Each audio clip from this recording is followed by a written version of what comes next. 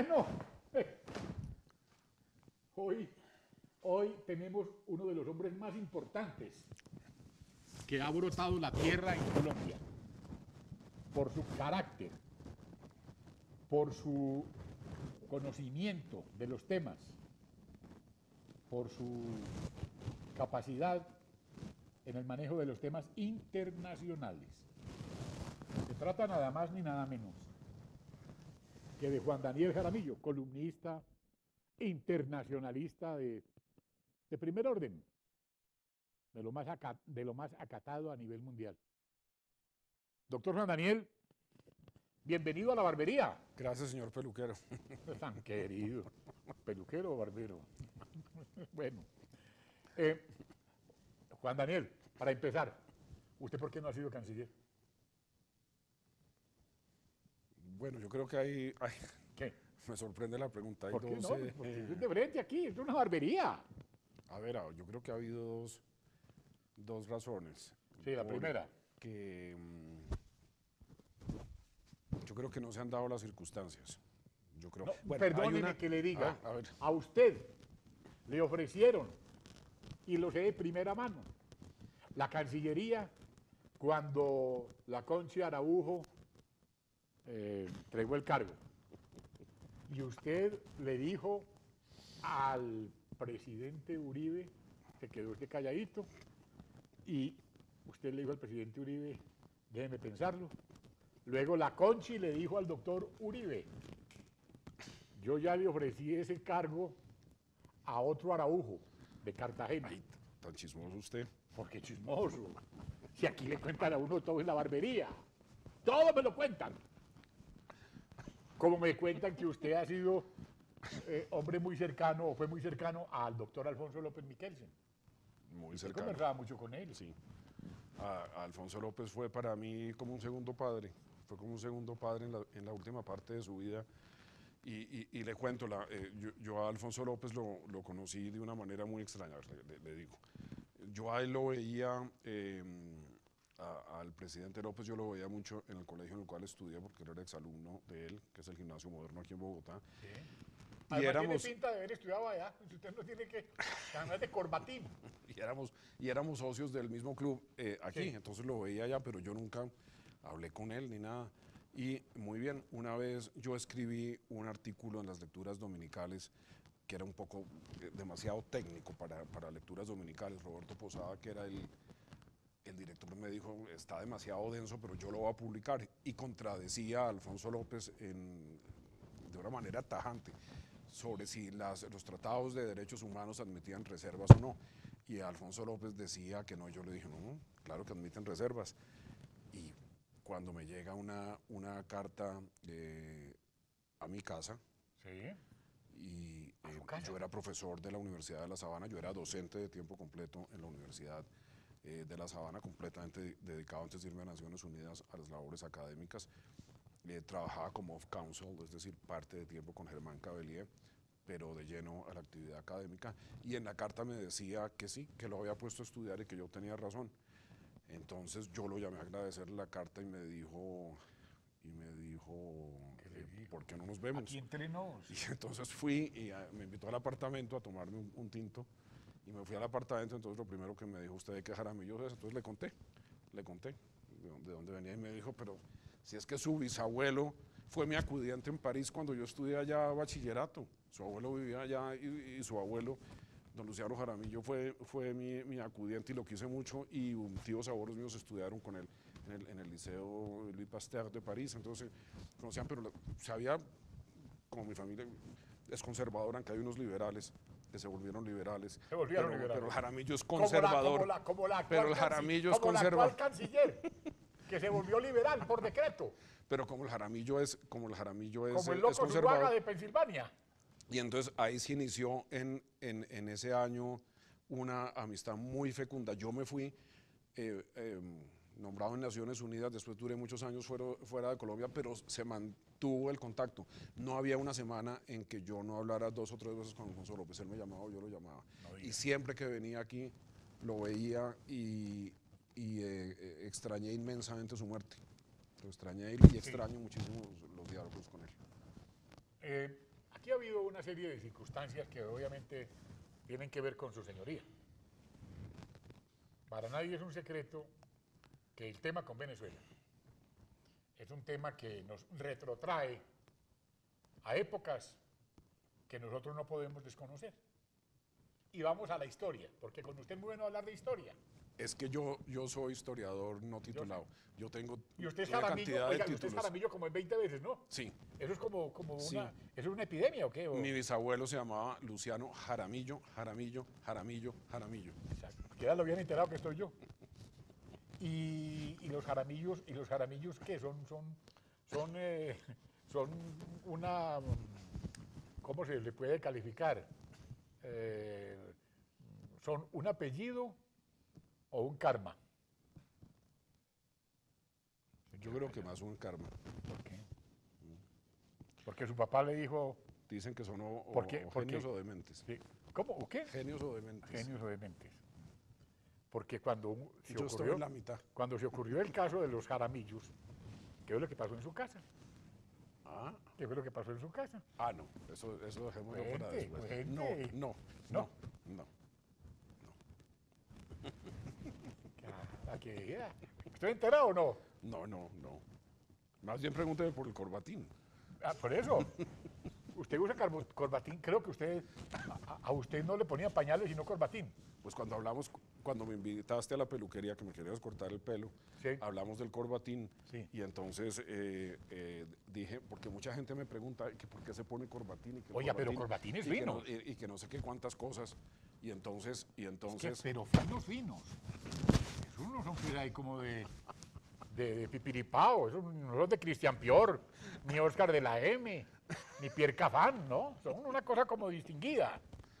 y entonces a mí me empezaron a poner corbatín muy chiquito y Sí. entonces dije le Yo voy a le traje- llevar yo- no, pues le yo voy le- a llevar una foto mía chiquito con corbatín.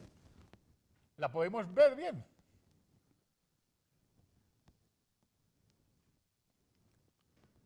¿La podemos ver bien? Pues ahí estoy. Y bueno, después me puse corbata Sí. cuando estaba en la universidad, pero ya después cuando me volví a ir de Colombia, Sí. después de que me fui para, volví a usar el corbatín. Además porque quise hacerle un homenaje a mi papá. Mi papá usó corbatín. Mi papá fue agricultor y ganadero en la sabana Sí. de Bogotá. Pero sus raíces son Sabanero. caldenses. Sí, pero es que el jaramillo mío es trasplantado. Eso fue lo que me dijo Alfonso López, cuando empezamos a conversar. Me dijo, su jaramillo es un jaramillo que se volvió rolo hace algunas generaciones. Sí. Sí, y entonces, bueno, mi papá fue acá porque es que mi tatarabuelo fue de los que se vino aquí a la sabana a comerciar con tierras con don Pepe Sierra, que era su primo. Pepe Sierra. Entonces, de ahí viene. Entonces, mi papá fue agricultor. Primo de él, no primo Claro, mío. claro que mi papá, profesional, distinguido, graduado con N.000 títulos, yo creo que él siempre llevó una frustración que fue no haberse dedicado a sus carreras de arquitectura y de ingeniería. Pero bueno, volviendo a eso, mi papá le fascinaban los corbatines. Entonces, un día que vine a Bogotá viviendo por fuera, sacó una caja inmensa de corbatines, porque hablamos de los corbatines, y entonces fue y la sacó y me dijo, mire, había como 100 corbatines, y me dijo, ¿quiere algunos? Y entonces yo los cogí, había corbatines muy lindos, entonces yo los cogí y ahí empecé a ponerme corbatines, entonces, y lo disfruto inmensamente, me siento, yo soy polémico, yo controvierto, yo no trago entero, y entonces yo creo que el corbatín es una expresión de ese temperamento mío, de ese carácter mío, que es no tragar entero. Bueno, pero retrotrayéndonos como veníamos tocando el tema de Venezuela, yo recuerdo en cierta oportunidad, por allá un escrito de Calibán, cuando hablaba de unos montículos que existían y que eso era una cosa sin importancia, en donde los guanes, El guano. o el guano mejor, depositaba, hacía sus necesidades, que eso era, mejor dicho, como dicen en mi pueblo. Eran los pájaros que que sobrevolaban, que sobrevuelan todos esos islotes, sí, son los que crean, porque del excremento, si mal no estoy, sí. es de lo que se origina el guano, que tiene un valor nutritivo sumamente alto. Sí. Entonces sí,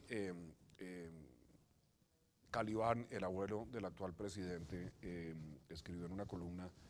El abuelo del actual presidente, sí, oígase bien. Sí, él escribió en una columna que esos islotes no importaban, pero él no era culpable. Que no realmente, importaban, que eso era una cosa ahí. Pero no, él, Sin ninguna importancia. no, pero él no era, yo no lo culpo a él, simplemente era la expresión de esa introversión pseudo-tibetana que todavía tenemos en Colombia, en que creemos que estamos globalizados y aquí no hay ninguna globalización todavía.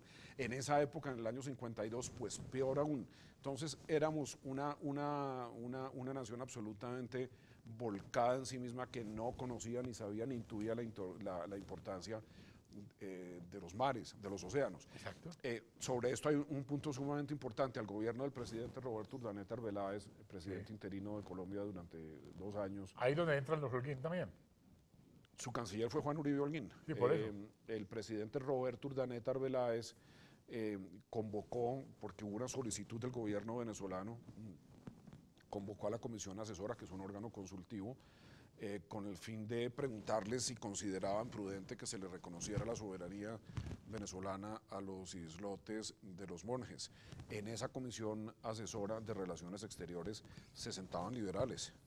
Ahí estaba el doctor Carlos Arango Vélez, estaba... Carlos Arango Vélez, sí, estaba, que también se pronunció sobre el tema. El doctor Luis López de Mesa. Pero entonces, ¿a qué voy? Aquí no podemos culpar Luis a una López persona... de Mesa en 1936, que fue canciller de Alfonso López Pumarejo. No, él fue canciller de Eduardo Santos. De Eduardo Santos, y firmó el Tratado de Conciliación y Arbitraje con Venezuela de 1939. En todo caso, lo que yo quiero decir es que no es prudente, no es correcto hacer inculpar. Antonio Rocha también estaba en la comisión asesora. Yo tengo también, que yo no le digo a usted. Exactamente. Que yo no le digo a usted.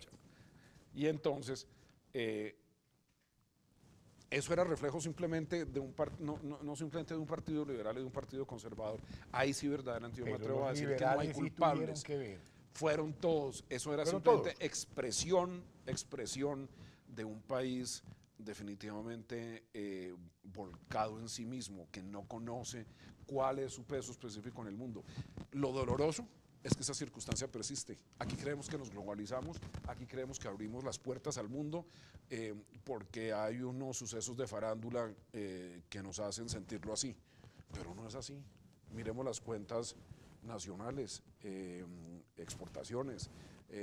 Hay unos cuantos personajes que sacan la cara por Colombia, unos futbolistas, unas actrices, demás y demás, pero la presencia de Colombia en el mundo sigue siendo muy limitada. Aquí nos gusta creernos nuestras propias mentiras y decir que sí, que estamos muy bien y que Colombia es el ídolo del mundo. No hay tal. Aquí le entregamos esto a la corona española, también por cuenta de la familia Holguín, ¿o no? ¿Qué es lo que pasó ahí? Yo no quiero personalizar. Pero que estamos una barbería, es que aquí se puede hablar de todo. Deje, no se me botanice, saque su paisa, saque su grecoquimbaya.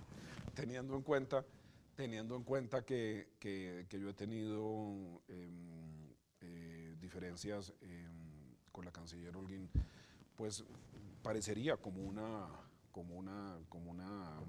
posición mía hostil hacia ella. Hostil, pero sí hay unos puntos. Pero esa señora representa el país. Y usted es colombiano, pues. Pero sí le digo una cosa. Ahora, a raíz de Venezuela. Dígala que yo no le cuento a nadie. A raíz de Venezuela, que he estado investigando. A propósito, mi libro sobre San Andrés está en sus últimos hervores. Sí, pero. Mi editor. ¿Quién es? No se lo cuento. Bueno, se lo digo. Es Random House Mondadori. Ajá, venezolano. Y entonces Random House, eso es norteamericano ya. Sí, Random House ya no tiene que ver nada con Venezuela. Claro que era español, es la línea española. Ajá. Pero mi editor, un hombre muy importante, no me habla porque a mí me gusta presentarlos punques listos. Eso decía Álvaro Gómez. Álvaro Gómez, con quien usted hablaba diario. Es que yo fui secretario privado de Álvaro Gómez. Por eso. A los 20 años. Y le hacía los editoriales. Yo le escribía los editoriales a Álvaro Gómez. El presidente era Julio César Turbay. El subdirector del periódico era Juan Diego Jaramillo, de los mismos Jaramillo. Juan Diego Jaramillo, que murió fatalmente en un accidente de tránsito Exactamente. ahí por La Vega. En la autopista Medellín. Exacto. Y entonces... Como a 200 kilómetros por hora. Él sí iba rápido. Sí. Y Más rápido entonces- que el jugador chileno. Y entonces Juan Diego escribía unos editoriales fuertísimos contra Julio César Turbay y el sector del doctor Álvaro Gómez participaba en el gobierno. Sus ministros eran Rodrigo Marín, Gabriel Melo, estuvieron otros. Hugo Escobar, Felio Andrade. Exactamente, Felio Andrade. En todo caso... Toda esa cofradía de... Exacto, de quienes todos aprendí yo muchísimo porque los conocí siendo yo secretario privado de Álvaro Gómez, entonces ellos permanecían en el siglo. En todo caso, hubo molestia a todos estos personajes muy importantes por esos editoriales del siglo que se los atribuían a Juan Diego Jaramillo. Y entonces un día, porque eso me lo contó el propio doctor Gómez, me dijo, él era muy juguetón y muy sarcástico, un día yo estaba ahí a las 4 de la tarde. Usted de 20 añitos. Sí, de 20 años, y llegó, y yo sabía que venía porque me dijo Teresita, no sé si la recuerdas. Sí, claro que la recuerdo mucho. Toda la vida. Y todavía está viva.